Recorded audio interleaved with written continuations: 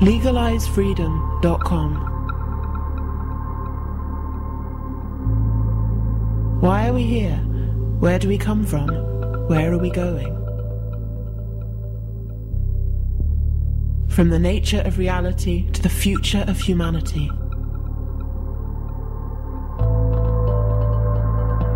Beyond politics, poverty and war. LegalizeFreedom.com.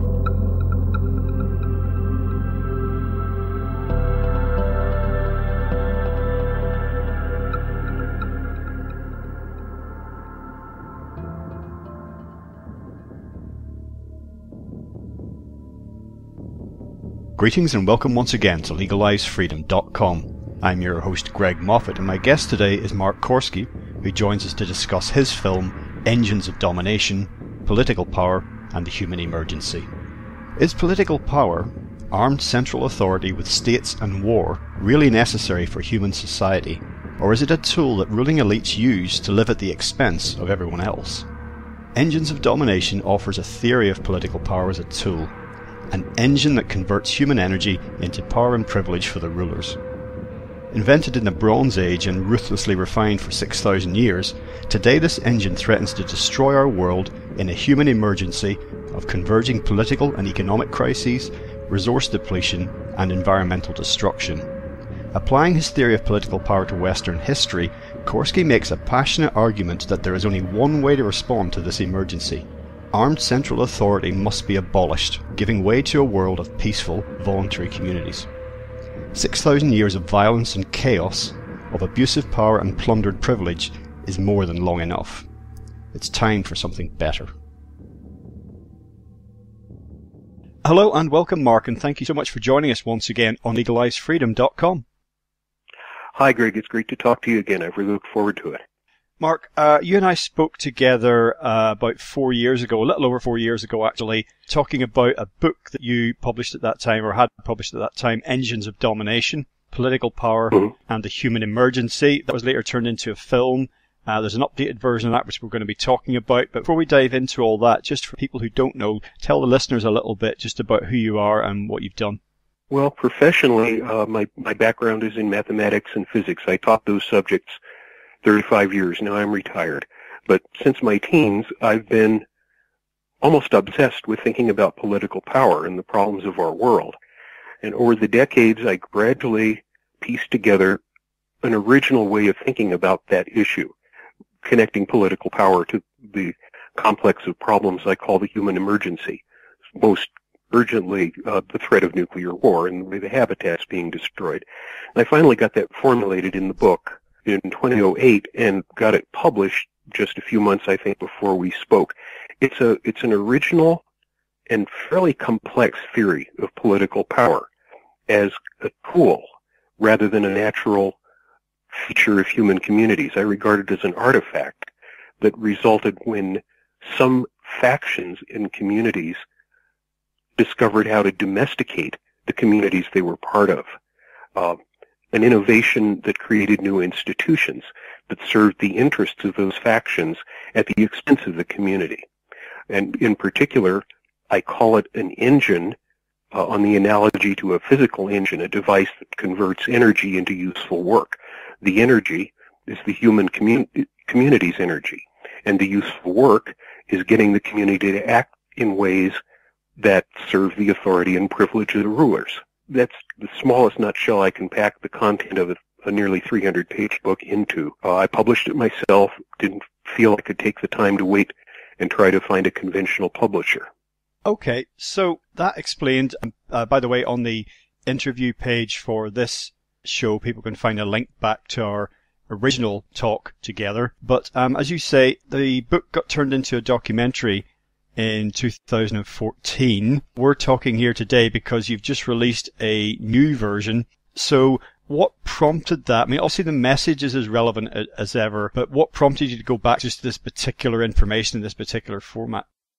Well, in early 2014, I heard from a filmmaker named Justin Jazuski in Chicago, who happened to find my book on Amazon. It was one of those suggested title things. He bought the book and thought very highly of it and proposed making a documentary. And I had no idea how you could possibly make a documentary film about a 300-page treatise on a theory of political power. But we ended up deciding to base the film on a talk I'd given here in Taos shortly after I published the book, called Human Nature and the Human Emergency. And he launched into the project and began producing stuff that I thought was amazing. I was completely unfamiliar with the modern film YouTube scene online and so forth. So it seemed very promising, and we worked extremely hard putting this thing together for 9 months and released it in November of that year, and it turned out to be a big success, a success I never dreamed of. The site Films for Action awarded it Best Activist Film of 2014, and as of today, it's received something like close to 78,000 views, counting all the different uploads. So anyway, we finished it in late 2014, and Justin had already decided to start work on a new film about the Provo anarchist movement that was in Amsterdam from 1965 to 1967. I'd never heard of that either. And to make a long story short, we ended up deciding to collaborate on that film too. It had been such a wonderful experience working together on engines. So that was how we spent basically the next 2 years to do this documentary about this marvelous event that happened in Amsterdam but isn't well known outside Europe. Then we reached a kind of natural pausing point late year before last, and the U.S. elections had just happened. Trump had assumed power, and the new fascist movements that greatly alarmed me were increasing their strength in Europe and elsewhere. I felt the time was right to try to get this message out again.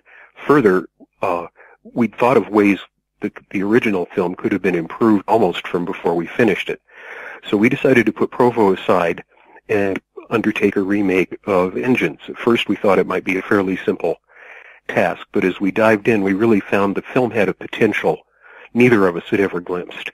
So we completely reworked it. There's a Socratic dialogue at the beginning that we engaged professional actors here in Taos to perform. I rewrote the script for clarity and some changes of emphasis, and put in a few small points that weren't in the original, although it's essentially the same.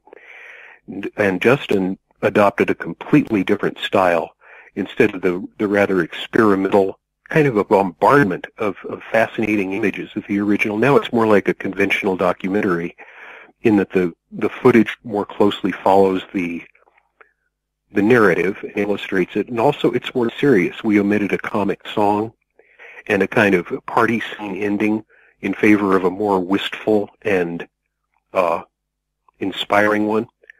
So no telling what will come of the new film, but yeah, it's more timely than ever, and we hope this embodies it in an artistic form that will have a bigger impact if it can only get out to the right people.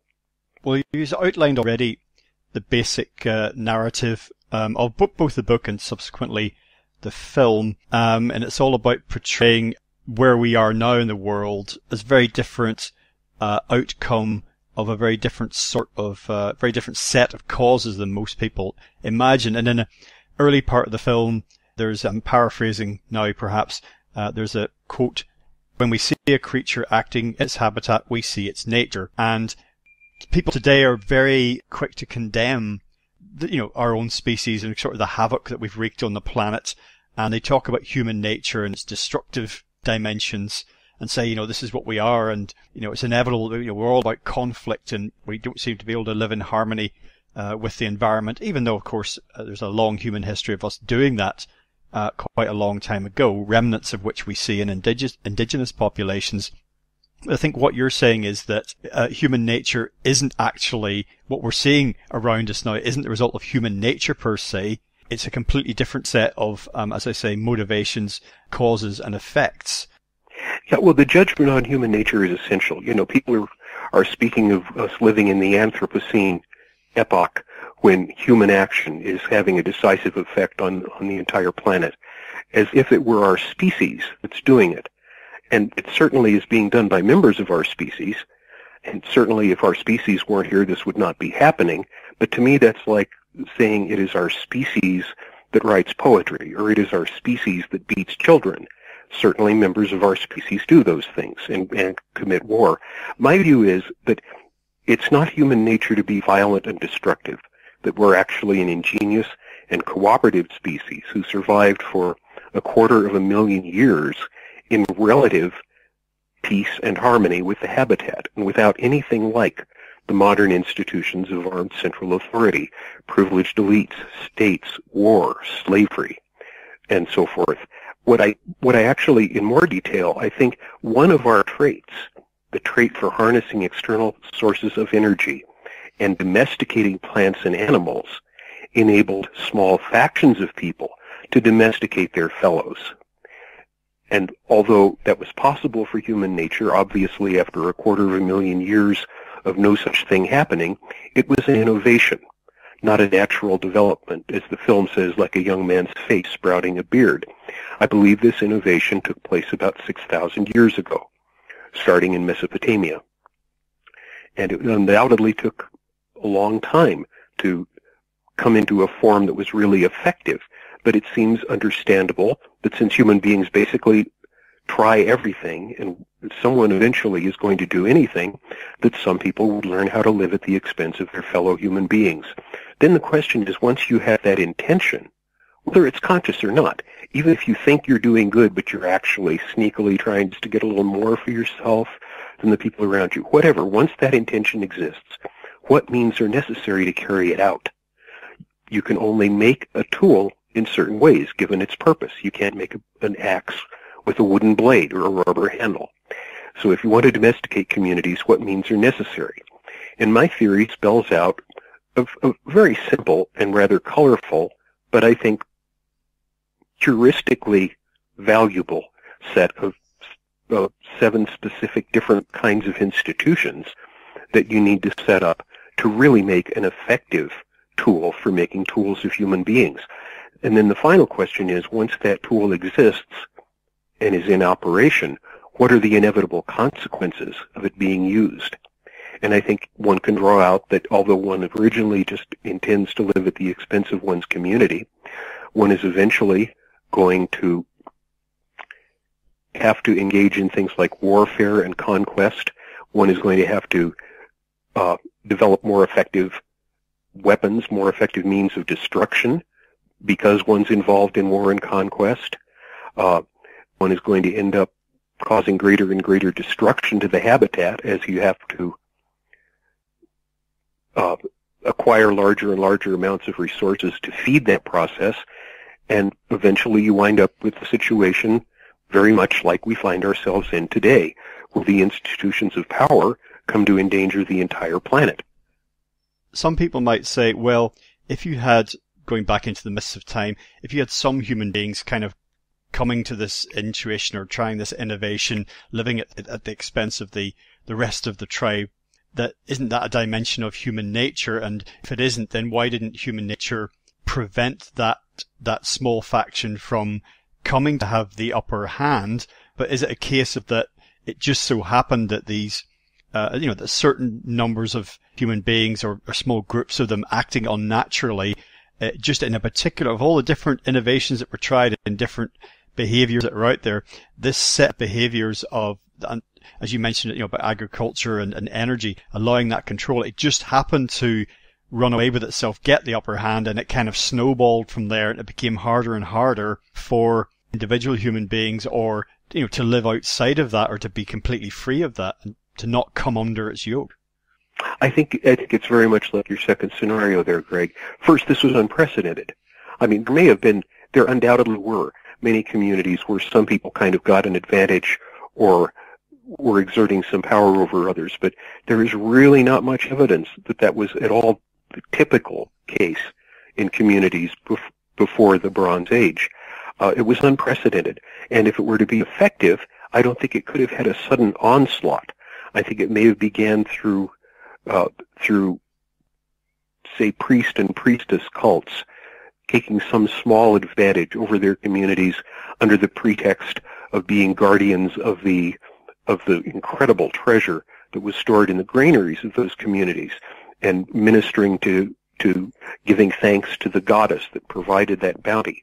And out of small beginnings, by small steps, it's possible that a considerably powerful system of thought control could have existed before there was armed authority. There could have been religious mind authority. On that basis, then, once you bring force into the question, once you bring military force into the question, then it's not so easy to say no.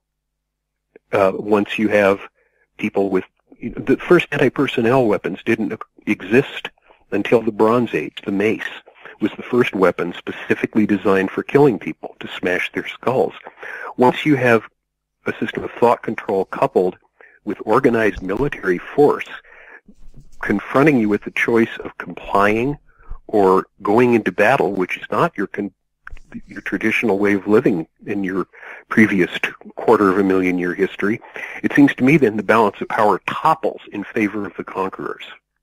And you have a kind of takeover effect where this phenomenon spreads. Once you have an aggressive, armed, authoritarian community in one place, is it going to stay put, or is it going to reach out to exploit neighboring communities and maybe attack them or conquer them? And then how do those communities act? Do they line up with flowers in their hands and say, no, please don't conquer us? No, they have to arm themselves, and they have to organize around some kind of command structure of their own that resembles the regime that's aggressing against them.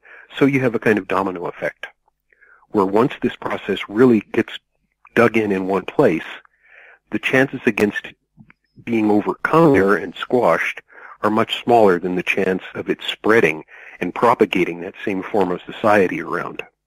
Yeah, so it's really that those force multipliers of, agriculture and harnessing energy that allowed this to be different from all of the rest of human history. And I think the statistic is something like hierarchical society that you're describing, that only 3% of human history has actually been like that. All of the other more peaceful, cooperative society with the other sort of 97% of human history.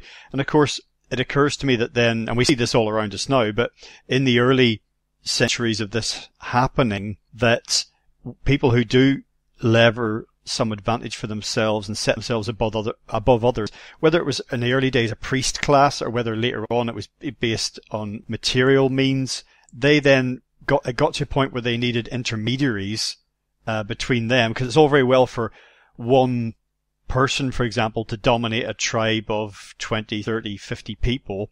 But if it's like 300, 400, 500, one person, it becomes harder and harder. So you might have one person at the top and then an sort of middle management of other individuals. And then you begin a hierarchy. So I suppose that in the early stages of this, other people who got kind of coerced into being part of this domination because they got paid off. It was like, well, if you support this, priest class or whatever it happens to be, king class or warrior class or anybody who's setting themselves above others, if you, play second fiddle, then you'll benefit from this as well. Not as much as the person at the top, but you'll be better than those below you. And if you then start to extrapolate that out, very quickly you can see how things have become very stratified and no longer at all like the relatively egalitarian hunter-gatherer societies. Oh, exactly. I actually think the hierarchy begins when you first have people taking any kind of command. An individual can't take command over dominating a community of any size. It has to be an organized group. There may be a predominant leader. There may even be some kind of divinized God-king-like figure that represents the group. But I think from the beginning, we had ruling elites. We had ruling segments of the society. Then they cultivate those second fiddle people that you mentioned to create a class structure that supports their power and carries out their interests in the community. And then that further divides the community, because you have the relatively privileged upper strata versus all the lower strata that make that possible. And you can cultivate conflicts between the low strata and the middle and upper strata that prevents all of them from uniting against the ruling elite. So I see the class structure not just as a necessary consequence of how you manage a complicated community, but as a tool for stabilizing your control over the community. And I think the hierarchy has to originate in the original ruling groups, where you have to have an internal discipline and an internal way of propagating orders and keeping your small ranks in order. You mentioned earlier kind of 7 different aspects of this. So why don't you walk through those and just from your perspective say a little bit about what you mean by them, how they may have had their beginnings, their origins. And I think as you do that, it'll become very clear to people how relevant these are to where we are now. The first one being land holding by force, and that's what some people refer to as the tragedy of the commons, I think. Oh, that was the huge step. I think you can't control a community. In the movie, and not in my book, but in the film, I take an approach where I say, imagine we want to domesticate a community. What do we need to do? How do we need to accomplish that purpose? And since I've described political power as a tool, as an engine, I call these different aspects of how you need to control the community, the components of the engine, like the blade and handle of an axe. So the first thing you need is a community. You can't just get a community to come to you and say domesticate us.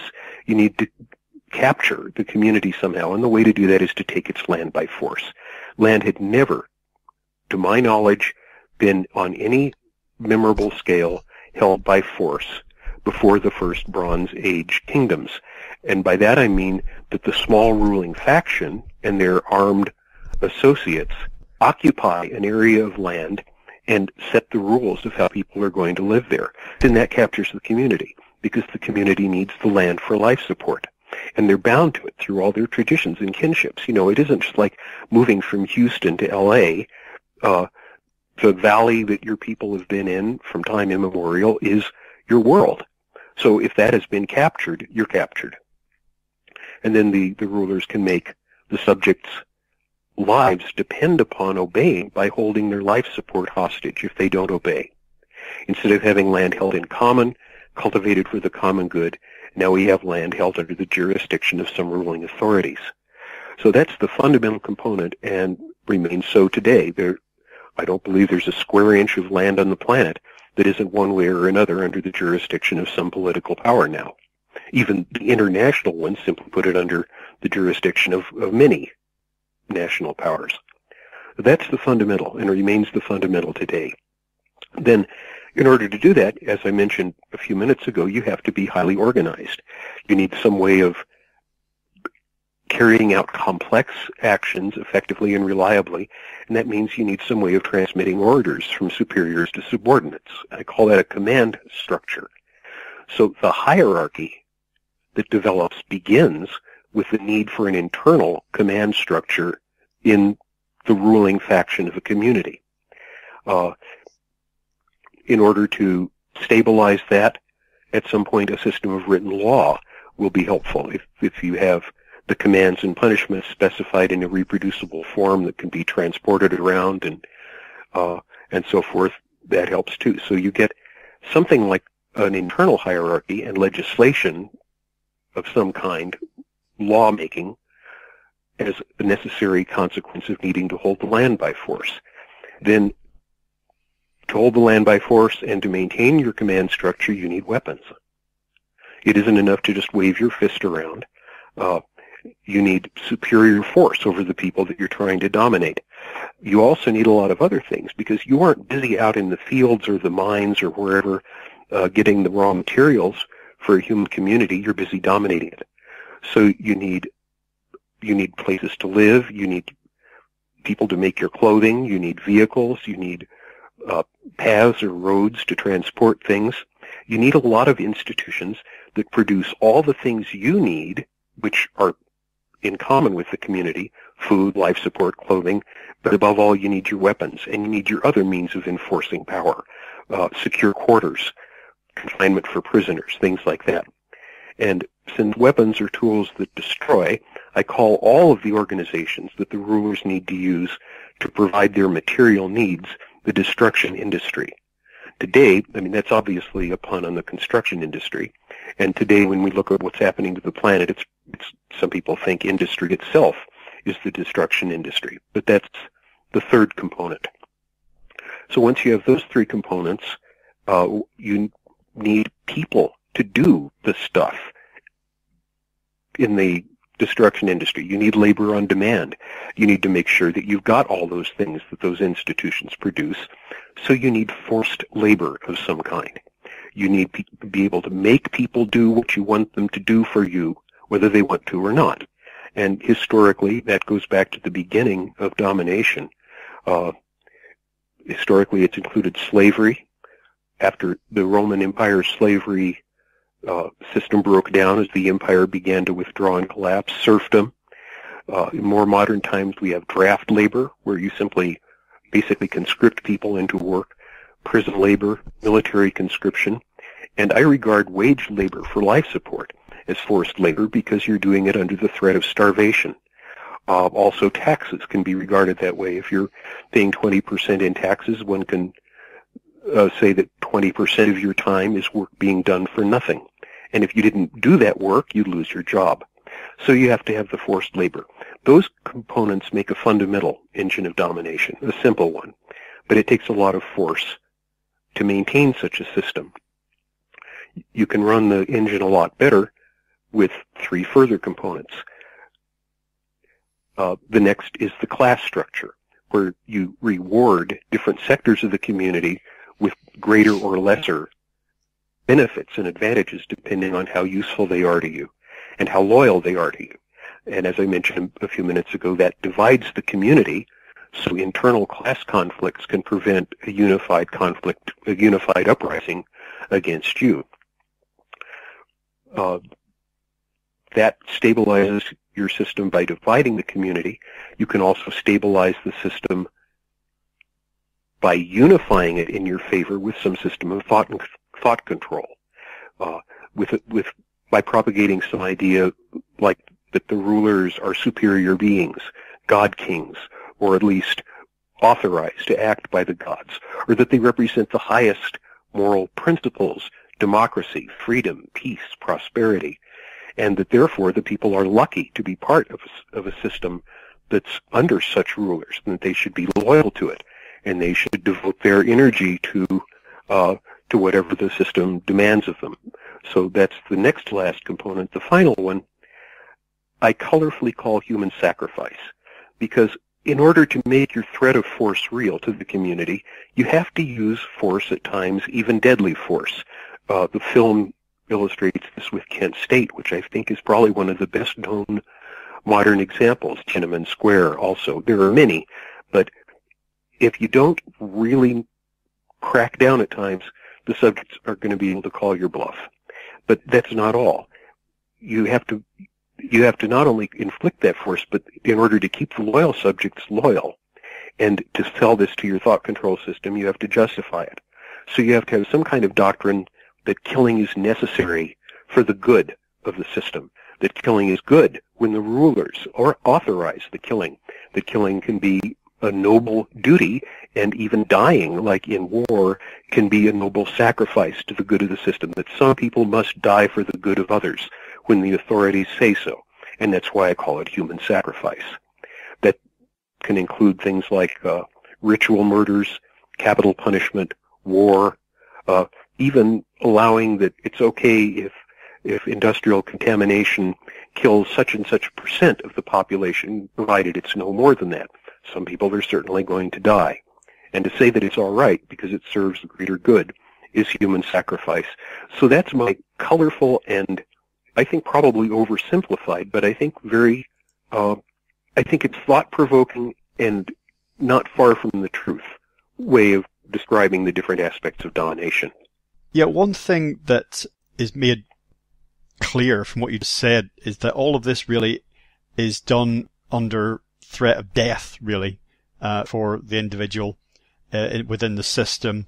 And for some people, you know, especially when you've described some structures there that have grown up throughout long periods of history, and even you've colourfully described a few recent examples of what you like to call human sacrifice, most people don't feel particularly threatened by state-sanctioned death where they are now listening to this. But actually, it can be remarkable how quickly a situation, shall we say, can escalate into something like the threat of death or actual death for an individual if they come up against a system the number of steps to go from like, we have a problem through to you're dead can be not that many, and it can all happen very quickly. For example, you talked about tax, and obviously there's a lot of people resent the idea of paying tax to relatively unaccountable government, but without talking about the ins and outs of all that, let's just say you've got a problem with paying your taxes to the government. Lots of people in the US feel like that, and you say, oh, well, I'm going to withhold them as a protest. Okay, so you get to a certain point where you get into correspondence with the IRS, whatever it is in the US, the Inland Revenue here, and they're saying, you owe us this tax, it's overdue, you must pay it by the following date. You don't do it, I'm withholding it as a protest. You may communicate with them, correspond with them and say, I'm doing it for this reason, I'm not paying you for this reason, and they say that's not satisfactory, you need to pay it by this time, otherwise we'll take you to court. And that protest goes on, and before you know it, it's kind of like you've been summoned to go attend court because you haven't paid your taxes, you didn't turn up.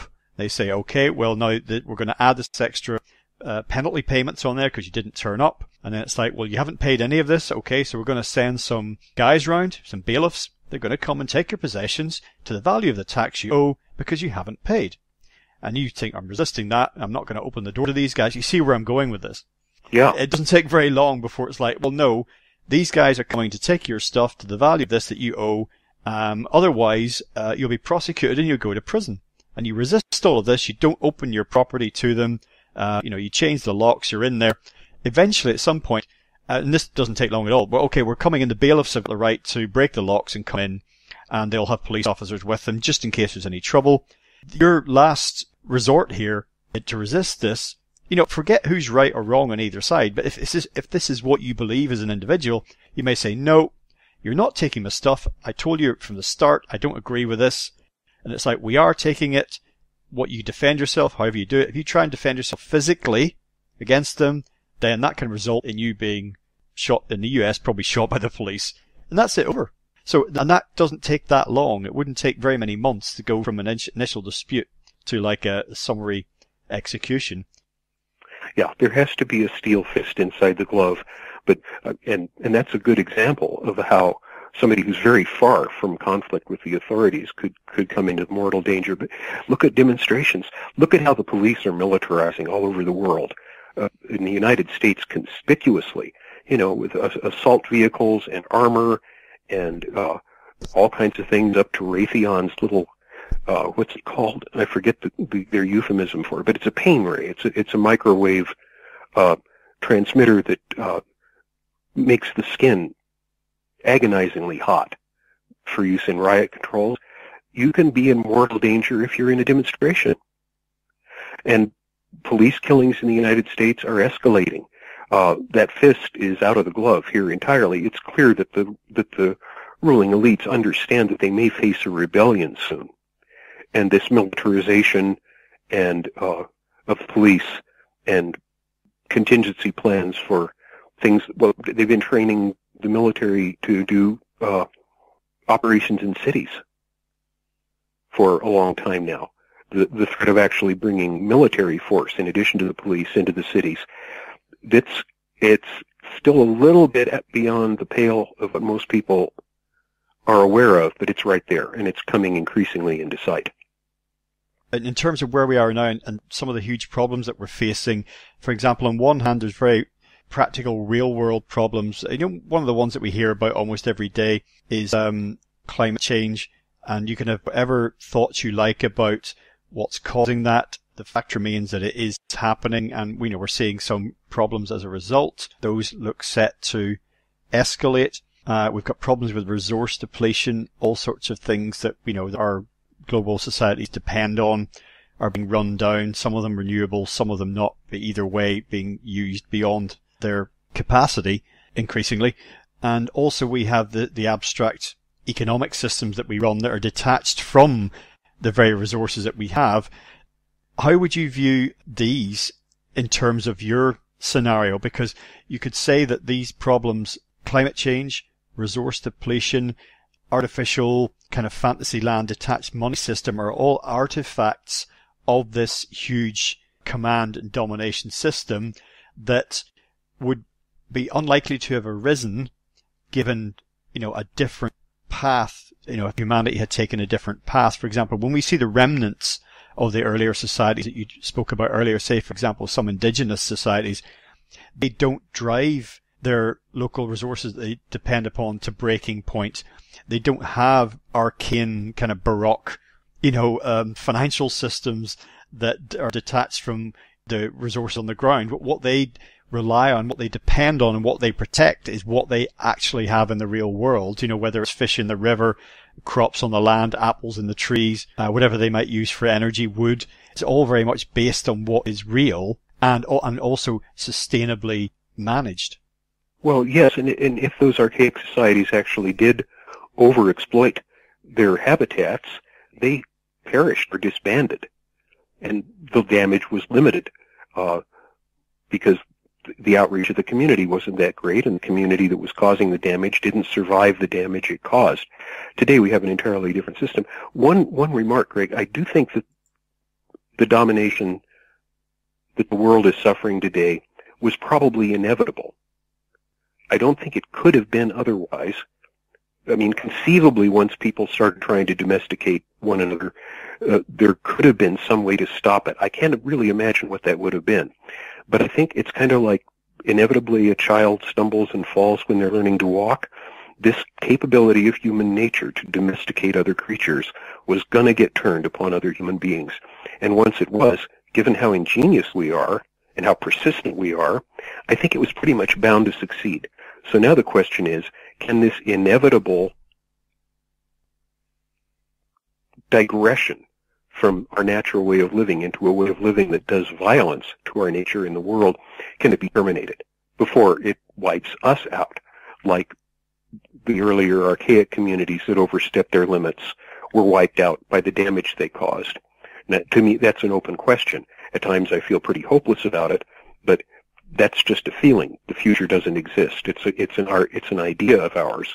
It's still an open question whether we can turn this thing around or throttle it back enough to reduce the damage significantly. One of the hopes I have about my film, Greg, I don't see myself as any kind of great philosopher who's discovered an immortal truth that everybody should know. But I do believe I've come up with a way of thinking about our problems and connecting with broader issues of political power and human nature that can really be valuable to provoking people to think on their own. I think the success of the first film proves that. People haven't heard ideas like these before, and they connect things that people may not have previously connected, and they raise questions that people may not have previously asked. I think there's some hope that people may come to a better grasp that the problems run deeper than whether May or Corbyn is in power, or whether we have capitalism or socialist states, or whether we can use more renewable energy or stop eating meat, or all of these countless little issues that I think fail to address the central problem, which is that these institutions of central authority serving privileged elites are necessary for this much damage and are causing the damage for their own benefit at the expense of everybody else. To open up people's minds to a broader view of the picture and maybe a wider range of possible solutions. Do you see what I mean? Yes, very much, Mark. And I'm really glad that you took the conversation in that direction, because one of the thoughts I had originally, reading your book, where I reflected on it in the context of other thinkers that I'd read, and evolutionary thinkers, futurists, and some techno-optimists, it must be said, but the feeling was that we must evolve constantly and that stasis is kind of unsustainable, and that any return to quote-unquote societies of the past was impossible, that for better or worse we had to keep moving. And I that kind of felt right to me, but I understood also that it depends on what direction you're moving in. So I don't think we can just stop and go back. I don't think that's our destiny. But you talk about shutting the engines down. Yes, but also we are an evolving species and we're learning all the time. So there are people out there, absolutely, who are back to hunter-gatherer societies and massive reduction in population, basically go back to something that just stays the same forever, as human societies did for a very long time. That's our only future. I think we're looking at some kind of hybrid future. We have learned a lot in the millennia that have got us to the point we are now. I don't think we're going to throw all that out. For example, I don't think we're going to just abandon technology. I know that word that covers, I mean, everything. I think as you point out in the film, technology has been around since the first time, any kind of tool was used or any type of method for altering the environment or controlling it or harnessing it. So that's not going away, but I think we do have the possibility, and like you, I have mixed feelings about it sometimes depending on what day it is, that going forward is the only way to go, but it's just a question of what the next step is, what we keep from what we learned and what we get rid of, what we stop and what we start and what we finesse and what we downgrade. Is all these questions ahead of us. Absolutely. We have to understand the problem we're trying to solve correctly. The problem that any community in nature fundamentally has to solve is the life support of its members. That's why the communities form. Even if it's a primitive, in quotes, community like a lichen that's algae and fungi living in symbiosis, life support is the fundamental issue. All of the questions about different systems, political systems and so forth, take for granted that the land is going to be held in common by force, and that's how the life support is going to be provided. If we could really open that question to other ways of communities providing their life support and sustaining their well-being, if we were free to devote 1% of the energy to looking at that problem and trying to find new solutions, 1% of the energy that goes into designing advertisements, designing consumer products, creating fraudulent business campaigns, heavens, even programming robocall programs, if 1% of that energy were consistently devoted to solving the problem of human well-being, I think it could come up with things that would make utopia sound more than a dubious idea. I think there's great potential that we, as things have advanced technologically and scientifically over the centuries, we have more at our disposal than we ever had to solve that problem before. The experimentation that led to the Neolithic communities before domination was terminated by the advent of domination. There have been almost no free experiments, other than on a very small scale, about how to organize human communities for their members' well-being since that time, 6,000 years ago. If we could open up the field to that process resuming with the resources we have today, I really think the future might look different than anything anyone can imagine, and hopefully something pretty different than people scrounging through the ruins for their subsistence. Have you ever looked at the resource-based economy model that embodied, for example, by the Zeitgeist movement, the idea being that it's a sort of technocracy, that things, everything gets automated and decisions are made by those best placed to make them. It sounds very utopian, indeed I think it is, but it's a way of basing the human economy, as I mentioned earlier, on what we actually have and things being egalitarian. My problem with it is it is utopian in nature, and it depends on action in concert across the globe, basically. Everybody deciding the path we're on is completely unsustainable, so we need to go in this direction, so we will turn. And the issue we face, whether you're an advocate of that sort of model or not, but one of the issues that we face in thinking about how to do things differently is taking steps that cause certain people or parties to lose out. This will be inevitable. How you think about losing out is all relative, but some people will feel, no, you're asking me to basically make a sacrifice in my status or wealth, whatever it happens to be, because we're moving in this different direction that's going to be more sustainable and better for everybody. And a great many people and groups who want to protect the positions that they have, and they're going to say, why should we change? Why should we alter what we've got? Why should we give up anything? And in fact, no, we're going to defend what we've got by force if necessary. And I think that's very much where we are now in many ways. There's pressure points in the system, cracks are showing, and the response hasn't been, okay, this looks bad, let's take a step back and see what we can do. It's been actually, more grabbing, more protection, more armed communities, and as you mentioned, militarized police, and people, sort of seeing enemies everywhere. Yeah, I think these issues. I'm not familiar with any details of the resource-based economy. I've seen it. I'm woefully unfamiliar with almost anything but my own ideas because I'm so busy, developing them and writing them down. I know there's a lot of promising ideas, but I think it's a little bit too far down the road to really look seriously. We have to prevent, if it's humanly possible, we have to prevent nuclear war, and we have to do everything we can to halt what we can of the processes that are destroying the habitat. These are critical emergencies. I have no predictions about the climate, but I do think it's possible that we'll go spiraling into absolutely indeterminate conditions very soon. All these other questions are secondary to that. It's pointless talking about how a world 50 years from now might function unless we do everything we can to make sure there's a habitable world 50 years from now. A major nuclear war or climate change continuing along its present course, no hope 50 years from now, as far as I can tell.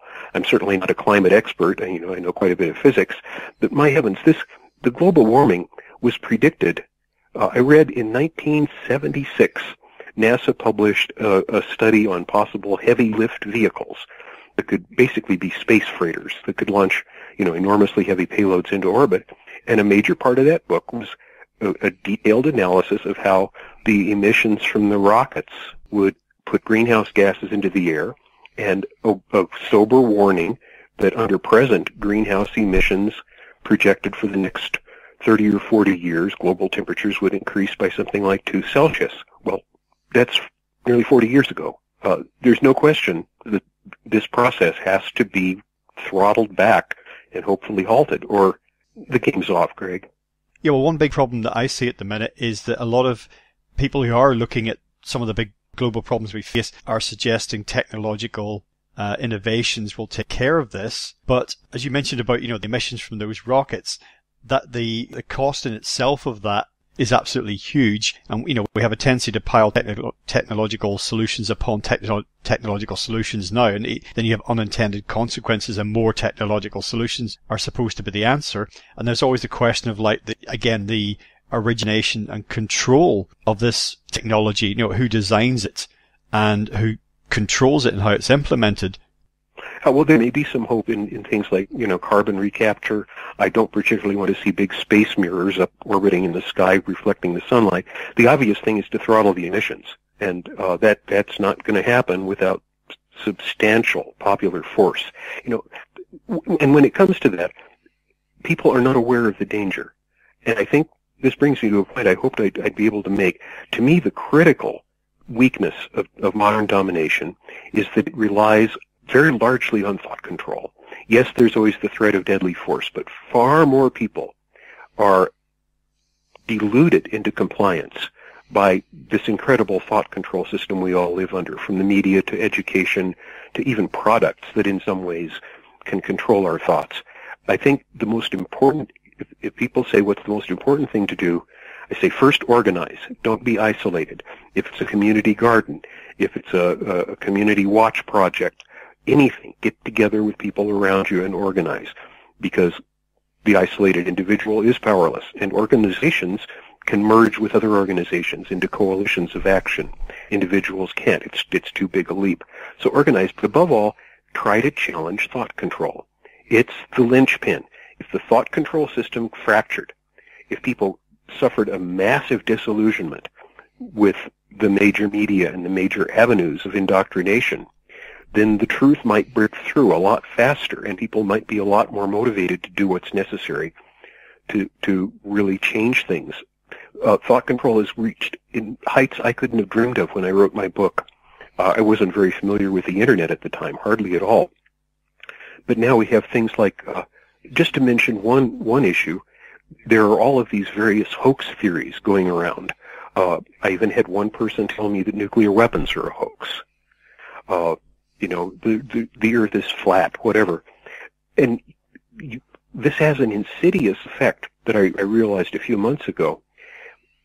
Good people of goodwill and good conscience read these ideas, and they aren't ready, like I am, just to reject them out of hand based on their physical intuition. They say, well, I have to give it a hearing. This just might be true. And these theories play to the sense that one has been deceived by those in power, that one has been led into some false beliefs to manipulate you. So let's give them a hearing. And people wind up being unable to decide what's true. They end up feeling, well, maybe the earth is flat. Well, maybe I should go up in a rocket and look for myself. Maybe nuclear weapons are a hoax. Look, here's another article about that. And they end up feeling they're powerless to know the truth. And they do this out of goodwill. They do it because they aren't willing to make judgments on really insufficient evidence. And once you have people believing they can't know what's true, the battle's over. Thought control is won. In a way it never could have dreamed of winning before, when the whole battle was to make you believe that this or that is true. Once it neutralizes you completely. Oh, absolutely. There's many people who spend a lot of time trying to discern truth or otherwise on issues they just don't need to worry about, that just don't directly concern them. Whether, I don't know, UFOs or Bigfoot or whatever, or even the issue of like nuclear weapons being a hoax. That may be the case. I've never had a nuclear weapon go off in front of me. What I've learned second and third hand throughout my life is that, they're real things and they've been used, but it's not a distraction per se to ask a question like that, but you can get completely lost, just disappear down a sort of rabbit hole, worrying about these things, let's say about conspiracy theories or whatever, and it's like, this doesn't change anything fundamentally. Maybe the Earth, look, Mark, maybe the Earth's flat, okay? I don't know for sure. I don't know. I cannot say I know that. I don't believe it is. But does that actually change the crux of the issues that we're actually really discussing here? No, it doesn't. So I agree with you. There's this horrendous kind of like miasma of, nonsense and half-truth and fake news and everything else out there at the minute. And the internet is so great. It's been such a great development. And I think that was inevitable as well. Most of it's great for what it facilitates, what it allows, and it's full of crap as well. Well, and every minute someone spends worrying about whether the Earth is flat, or whether nuclear weapons are a hoax, or whether climate change is caused by greenhouse gases, or chemtrails, or HAARP, or whatever. Every minute they spend looking at that, researching it, arguing about it, is a minute they aren't spending addressing our urgent problems. What I was saying earlier about my feeling that the kind of domination system will resist change even to the point of harming itself because it's so entrenched, and for many people, institutions, organizations, whatever hierarchies involved in all of this, they don't kind of really have anywhere else to go. They may be in this position of immense control, but their backs are against the wall, so it's kind of like, well, whatever, let's just go down in flames. As some of those processes maybe take place, I'm wondering, in terms of people being jolted out of the sort of trance we've been talking about, maybe some big shocks to the system might assist in doing that. One of which, for example, was 9/11. Let's forget about the circumstances around that and all the theories. Let's just say it was a huge world event. That certainly shook a lot of people. Some people, their consciousness, their worldview changed after that, for better or worse.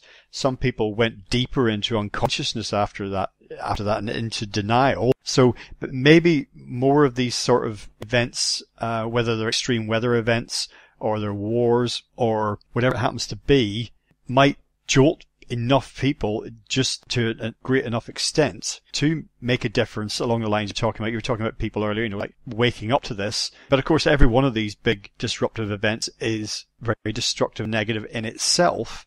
So, there's a fine balance between shocks to the system and actual fatal damage to the system. Well, I agree. Even back when I wrote my book in 2008, I said that I was afraid that it was going to take disasters to shock large enough numbers of people into action against the system. And they're coming. Kerala, the floods in Kerala, I've read that those were caused by some engineering that changed how the waters flowed. I'm not sure if that's true. But as the disasters begin to affect privileged people, not just third world people, not just poor people, then I do think that, sadly, has a potential to galvanize them into action to find out what's really behind the disasters and to take action against it. And the disasters are coming. They've barely begun.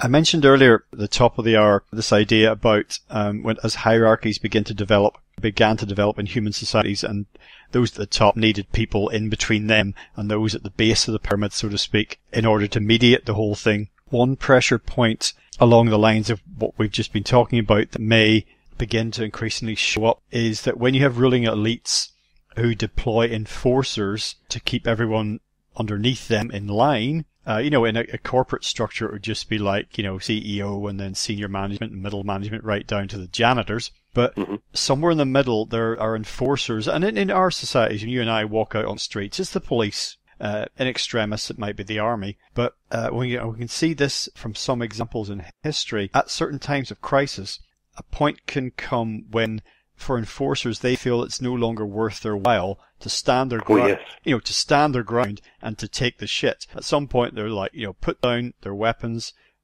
switch off their computers, whatever it happens to be, and say, I'm not doing this. I've got a family. I'm not doing this anymore. Howard Zinn, in his wonderful book, A People's History of the United States, wrote about the possibility of what he called a revolt of the guards, the middle people, the lawyers, the policemen, the professors, the professionals turning against the system. I think that if that point gave, the game would change. And it could always happen. It's happened in places before, as you just said. No, Zinn wasn't, I think I just only discovered his book recently. Wasn't that the one that was somehow banned in the US or banned from college reading lists? Or I don't know, there was some enormous controversy around that book. There may have been school systems that banned it, but I don't believe that the book itself was ever banned. It's a marvelous book, and there are a lot of spin-offs of it.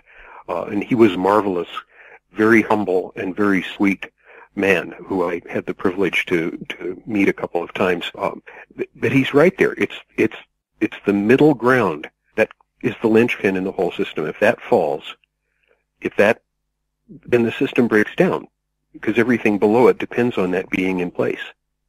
And it could happen any time. In a way, it's like a strike. You see, in my book, I say one thing that could definitely bring domination to a halt decisively is a worldwide general strike. Now, that's a dream. Such a thing has never happened. I think maybe the technological potential to organize it exists today. But just as a thought experiment, it's very clear that if virtually every place in the world, the majority of working people said no and brought the world to a halt, it would be in their power.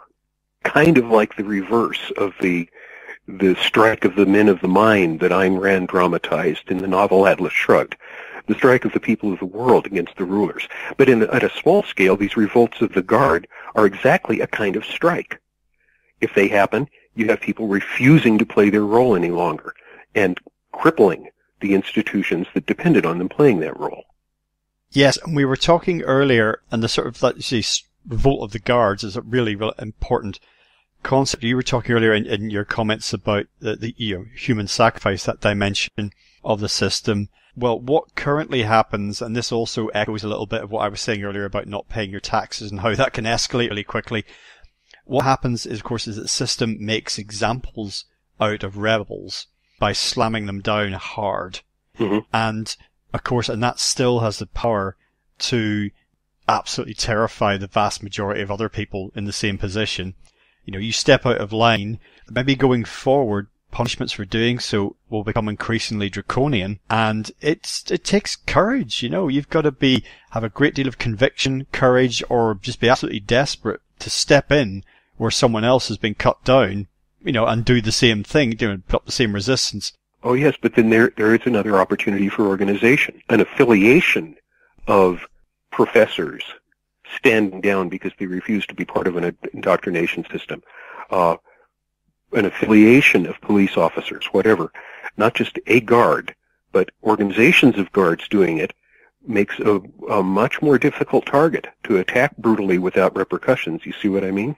That's why the methods of dividing and subdividing societies that you talked about earlier took place, so that it was kind of everybody against everybody, and nobody felt part of anything or connected to anyone else.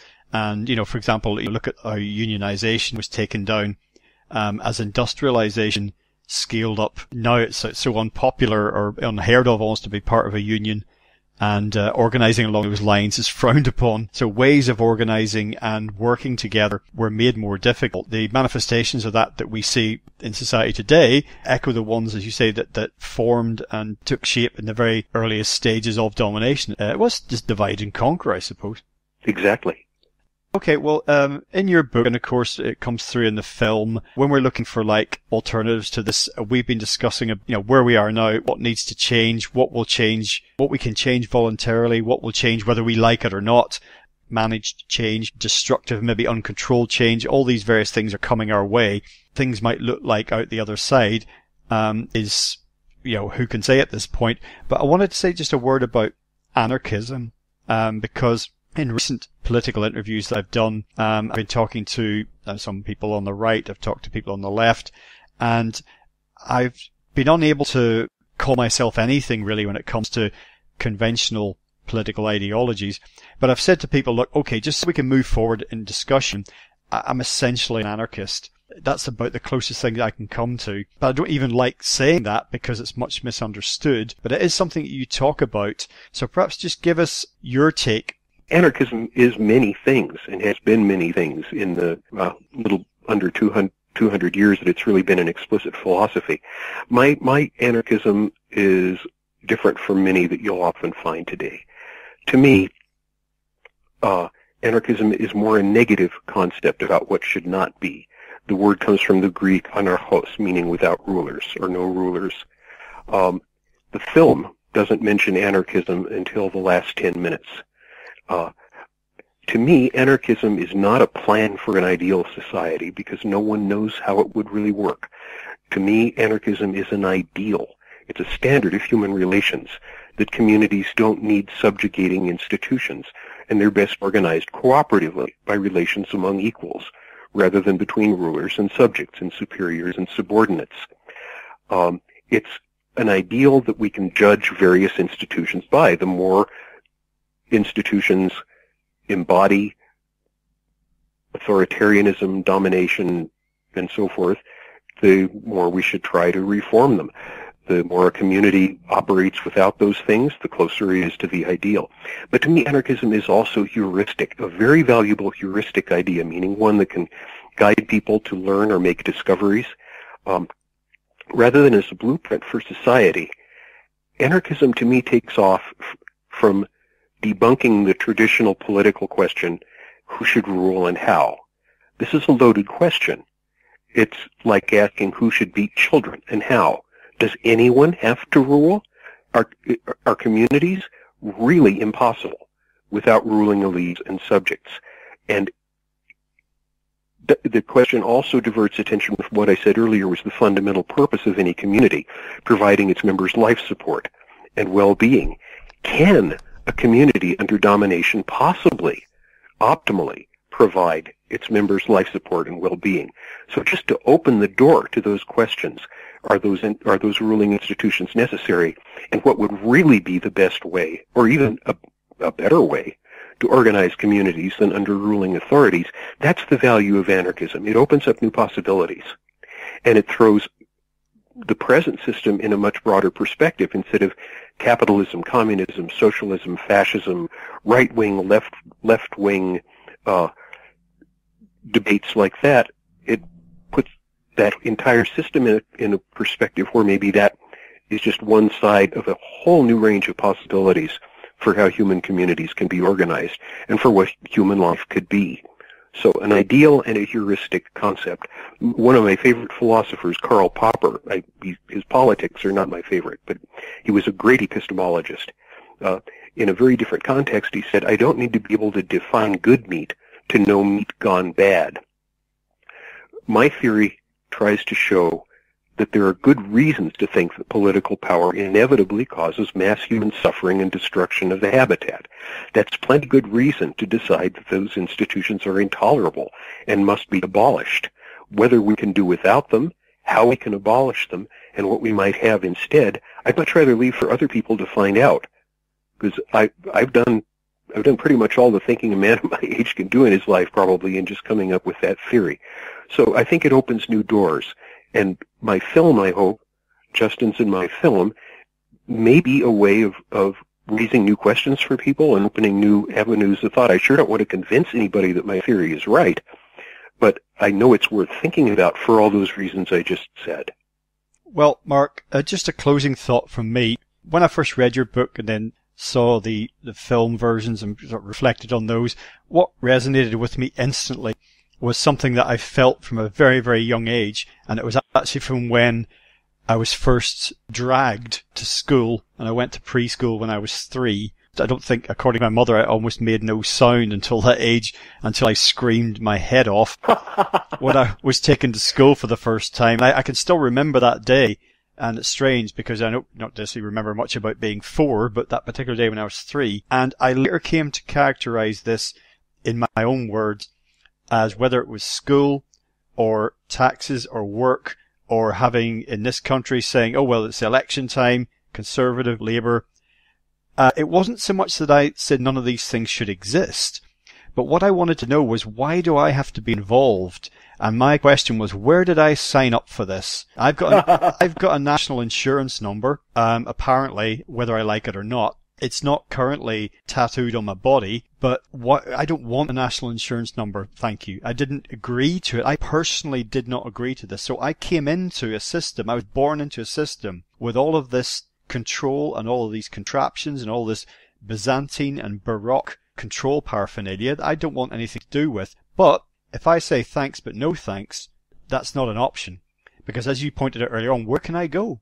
What can I do to be completely free of this? It's like I can't do it. It's like crabs in a bucket. If I try and crawl out of the bucket, then another crab will drag me back in because, well, we can't have crabs crawling out of the bucket because if other crabs see this, they'll realize there's something other than the bucket. That's what makes it political power. Exactly. You're forced to make choices that you wouldn't otherwise have made.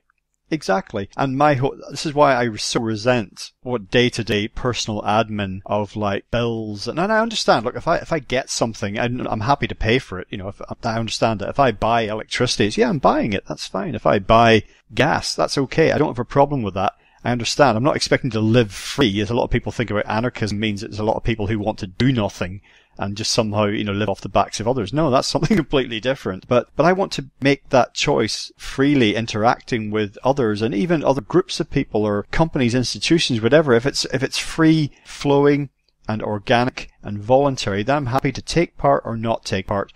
But as I said before, what I always wanted to know was, where did I sign up for this? And I don't know in terms of the future whether, because we have some proto-anarchist things like Burning Man, for example. That's held up as an example of that potentially in action. So I don't know what the future will look like in those terms, whether we can truly extricate ourselves from control and domination and have that voluntary interaction on a global basis, considering how many people currently live on the planet. But I'd like to think so, because I don't think that the evolutionary future that I spoke about earlier, that inexorable forward drive that we have, I don't think it can continue, under this current rubric, this current yoke. I think we have to somehow or other, voluntarily or forcefully, peacefully, destructively, so we have to move beyond it. What we have right now cannot stand.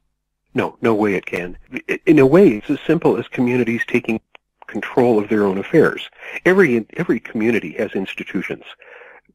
Anarchism can't mean everybody just does what they want. It means communities get together to decide how they're going to provide their own life support and how they're going to organize their affairs. It isn't whether there will be any institutions, it's whether the institutions will be under everybody's control or under the control of some ruling figures.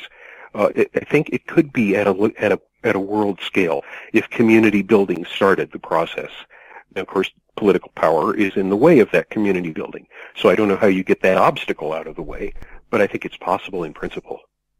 Okay, well, Mark, today we've been talking about your new film, Engines of Domination, Political Power and the Human Emergency. This is sort of a reimagining of the earlier film, which is based on your book of the same name. So all of that material is out there and still available. People will find links to all of that on this interview page. Before we sign off for today, is there anything else you'd like to say to listeners, maybe about the Provo project that you mentioned earlier, just anything else that you might have coming up in future? Yeah, let me just mention that briefly. Justin Jazuski and I are in mid-production of a full-length documentary about the marvelous anarchist movement in Holland called Provo. It lasted 2 years, but it had a profound effect on Dutch politics. And as far as we know, it's a completely unique thing. It's also affected the student movements in Paris and Prague. And as far as we know, no one's ever made a full-length film that really tells the full history accurately, or at least one in English. I think there are none. So we're going to return to work on that after we both recovered from the intense work of finishing our new film, the director's cut of Engines of Domination. But our hope with that film is to show how human creativity can have amazing consequences when applied to political action. And to kind of make an anthem to creativity and surrealism and the crazy kinds of unique alchemies that can galvanize very effective political action into existence that no one could have foreseen, that are probably lurking throughout the world, all over the place, where if the right ingredients came together, things as remarkable as Provo could happen. So that's our hope with the film, and it is an amazing story about totally bizarre, amazing, and inspired people doing something unpredictable that really had a profound effect. As I said, it's much better known in Europe than in the United States, partly because of the language barrier, but I even remember the one time Provo made international news at the royal wedding of the Dutch Crown Princess Beatrice in 1956. Provo disrupted the wedding by setting off huge white smoke bombs that were televised worldwide, and I even remember seeing that on the CBS Evening News. I fear today that would be deemed terrorism. Oh yeah, well the times have changed, and there's no way anything like Provo could be repeated, but as an inspiration for activists and artists and thinkers and workers, for a broad spectrum of people to possibly merge their talents in some kind of magical happening, I think the lesson is immortal. Yes, well, we'll see what we'll see, and time will tell, I suppose. Mark, once again, thank you so much for joining us today on legalizedfreedom.com. No, it's been a pleasure, Greg. Thank you very much for talking with me.